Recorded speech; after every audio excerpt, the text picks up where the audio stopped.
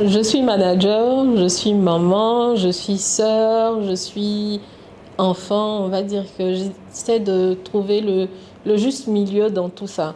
Ça me permet quand même de garder la tête froide dans les moments les plus chauds. Parce qu'il faut dire que diriger, c'est pas facile.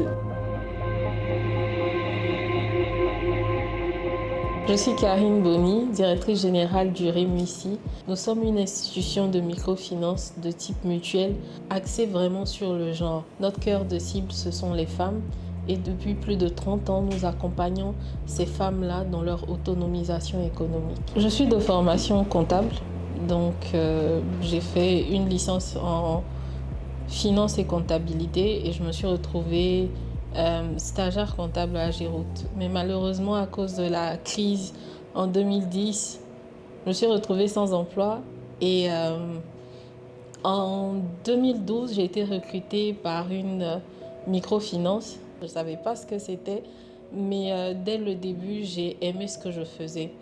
Donc j'ai commencé comme chargée clientèle. J'étais chargée d'aller sur le terrain, aller chercher les clients, prospecter, analyser les dossiers de crédit, faire le suivi, fidéliser ces clients-là. À la suite, j'aimais tellement ce que je faisais qu'on m'a confié, on va dire, des nouveaux qui sont arrivés, que j'ai commencé à accompagner, à coacher de bonne volonté. Et par la suite, il y a un poste de manager qui s'est créé parce que l'entreprise a compris qu'il fallait que les nouveaux soient accompagnés. J'ai quitté Advance Côte d'Ivoire. On va dire que c'était ça le grand saut, de pouvoir quitter ma zone de confort et puis m'exposer. Je suis arrivée à Atlantique Microfinance où j'ai été responsable de zone. Je ne savais vraiment pas comment j'allais gérer, comment j'allais faire. Je passais là de agent de terrain, middle manager à manager où il fallait gérer des responsables d'agence. C'était de grosses équipes à gérer, c'était un gros challenge et franchement, je ne savais pas comment faire. Mais je me suis lancée dedans, c'est quelque chose que j'aimais, j'ai commencé à gérer tout doucement. Donc après Amifa, je suis arrivée à Finel et c'est là que j'ai découvert la finance axée sur le genre et ça a été tout de suite le déclic. Là, j'ai découvert que je pouvais allier ma passion pour l'accompagnement des femmes aux professionnels et c'est là que vraiment le talent a éclos. Et je suis partie de Finel, je suis arrivée à Financia où j'avais en plus le commercial et le marketing et c'est là que j'ai découvert le REMUSI qui était la première institution de microfinance dédiée aux femmes. Il faut dire qu'il y avait un critère que je ne remplissais pas, mais malgré ça, j'ai quand même postulé. Parce que dans l'offre, c'était marqué qu'il fallait avoir au moins 40 ans. Et lorsque je postulais, je n'avais même pas 40 ans, j'étais loin des 40 ans. Mais j'ai postulé parce que je me disais que je pouvais apporter quelque chose à cette institution-là et encore mettre mes compétences au service des femmes. On va dire que diriger pour une femme, c'est pas facile parce que en tant que femme, on fonctionne très souvent à l'émotion. Mais c'est pas aussi un problème ou une tare, non. Moi, je vais dire que ça fait partie de nous et ça doit être une qualité plutôt. Dans mon management, on m'a souvent reproché d'être trop douce, d'être trop maternelle et d'être trop gentille. Ça ne m'a pas empêché de manager des équipes pour atteindre des résultats exceptionnels. Je n'ai jamais voulu me dénaturer.